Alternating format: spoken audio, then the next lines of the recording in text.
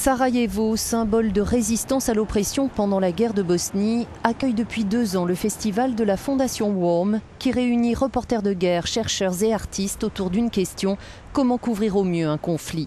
Parmi les participants, des journalistes qui ont couvert de l'intérieur le siège de la ville par les Serbes.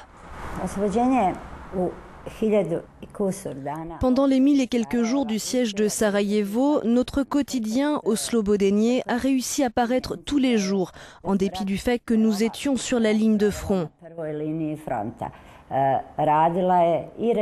L'imprimerie et la rédaction du journal ont continué de travailler, ce qui veut dire qu'Oslobodenje arrivait chez ses lecteurs, mais aussi partout à travers le globe. C'est l'esprit de ce Sarajevo attaché à son identité multiethnique que Swada Kapic a voulu immortaliser dans un musée virtuel. Elle a ainsi numérisé tous les documents, écrits, photos, vidéos réalisés pendant le siège de 1992 à 1996. Elle nous a donné rendez-vous dans un lieu hautement symbolique, le No Man's Land, où quiconque s'aventurait risquait sa vie.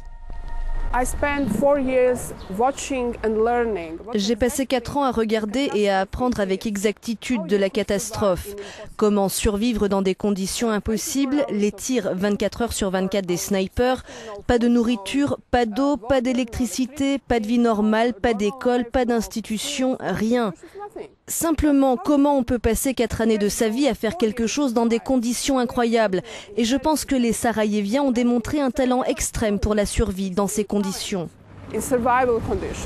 Parmi eux, Esad Gotovusa. Technicien de télévision, il a transformé sa camionnette en unité mobile et a improvisé un studio dans une cave grâce à du matériel donné par des équipes étrangères. Les antennes relais ayant été détruites, il a réussi à émettre via les fréquences radio.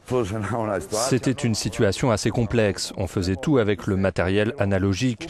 On rassemblait les éléments, on faisait le montage et on retournait vite au studio tous les jours. La Fondation WARM, acronyme anglais de guerre, art, reportage et mémoire, a été créée en 2013 par des reporters dans le sillage du 20e anniversaire du début de la guerre de Bosnie. Elle vise à réunir et soutenir les travaux sur les conflits contemporains.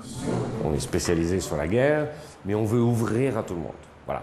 Et donc on a créé ça avec des Sarajeviens et des reporters, mais maintenant c'est ouvert aux artistes, aux historiens, aux universitaires. L'idée c'est vraiment d'ouvrir à tous les points de vue. C'est un combat pour la vérité.